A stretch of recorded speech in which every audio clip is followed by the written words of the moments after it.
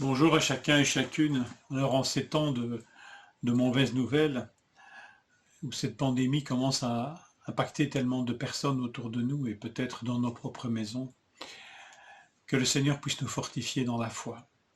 J'aimerais lire avec vous Hébreux 12, 1. Nous donc aussi, puisque nous sommes environnés d'une si grande nuée de témoins, rejetons tout fardeau et le péché qui nous entoure si facilement, et courons avec persévérance l'épreuve qui nous est proposée, les yeux fixés sur Jésus, qui est l'auteur de la foi et qui l'amène à la perfection. Au lieu de la joie qui lui était proposée, il a supporté la croix, méprisé la honte, s'est assis à la droite de Dieu, du trône de Dieu. Alors, le premier verset 12.1, courons avec persévérance l'épreuve qui nous est proposée.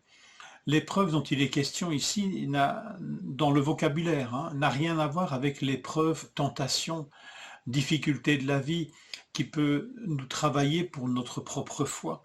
Ici, l'épreuve dont il est question, a une connotation tout à fait sportive. C'est une épreuve, comme on peut parler d'épreuve quand on parle d'athlétisme, quand on parle de l'exercice d'un sport. On peut dire, tiens, voilà, les diverses épreuves, on pense au décathlon par exemple. Donc, c'est vraiment ce vocabulaire sportif qui est utilisé ici. Agon, c'est le mot en grec, qui veut dire littéralement un lieu d'assemblée, spécialement pour voir des jeux. C'est le lieu de la manifestation, l'arène ou le stade. C'est l'assemblée des Grecs à leurs jeux nationaux. C'est la lutte pour le prix, c'est la course, la lutte, le combat. Donc c'est étonnant, ce terme est riche. Il signifie autant le stade que les jeux qui s'y exercent, que les épreuves qui s'y disputent.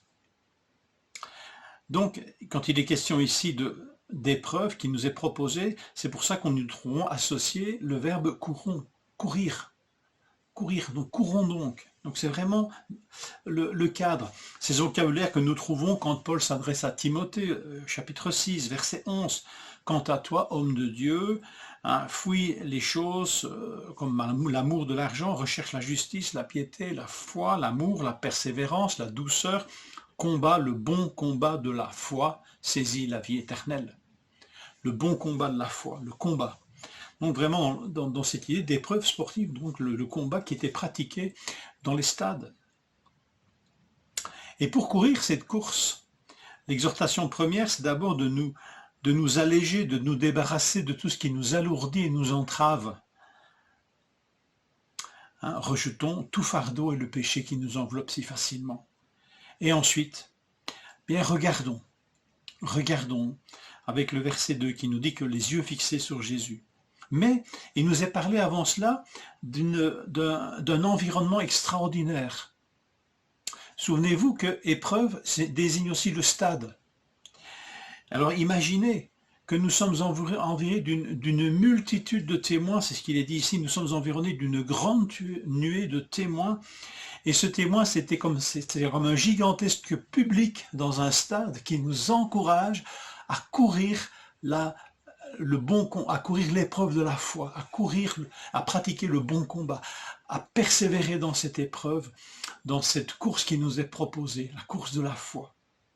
Et ce public extraordinaire qui nous y encourage, vous trouvez Abel, Moïse, Abraham, je les cite dans le désordre, les prophètes, toutes ces personnes, plus tous ceux qui ne sont pas mentionnés dans ce chapitre, une gigantesque nuée d'hommes et de femmes qui ont couru l'épreuve de la foi eux aussi, et qui nous entourent, et qui nous encouragent à pratiquer. En plus, ce public est un public averti, il nous est tout acquis, et ne ménage pas ses encouragements, mais il est lui-même un public de connaisseurs, puisque tous ont couru la même course que nous.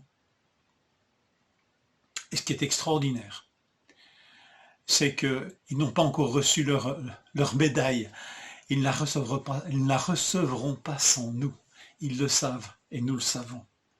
Quelle communion entre cette nuée de témoins et nous qui sommes engagés dans la même course.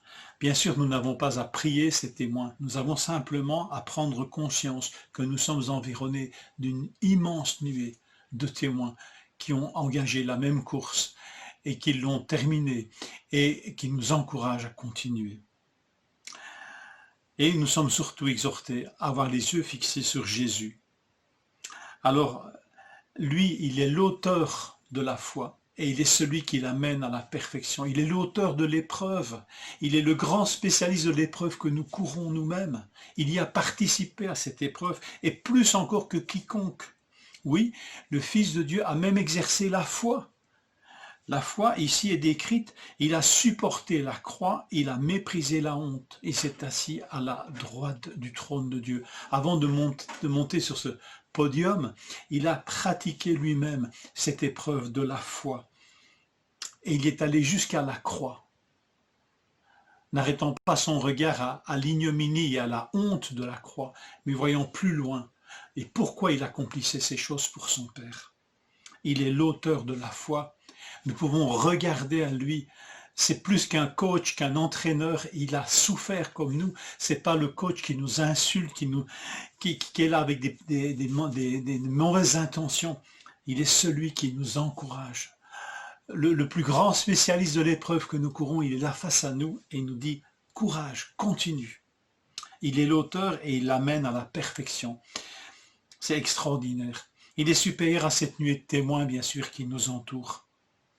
D'Abel au prophète, en passant par Noé, Abraham, Moïse, tous les autres, Jésus, le Fils de Dieu, leur est supérieur.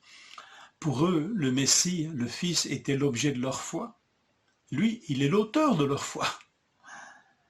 Eux n'arriveront pas sans nous à la perfection. Lui, il conduit la foi à la perfection. En sa propre personne, il l'a conduite à la perfection, jusqu'à la croix, jusqu'à l'obéissance de la croix. Alors regardons à lui, ayons les regards fixés sur lui pour recevoir ces divins encouragements à continuer à courir cette épreuve de la foi. Courons avec persévérance. Toi, femme de Dieu, toi, homme de Dieu, cours avec persévérance, étant environné d'une si grande nuée de témoins, et pouvons regarder celui qui est notre divin entraîneur, si je puis dire. Nous ne sommes pas seuls dans la foi. Bonne journée.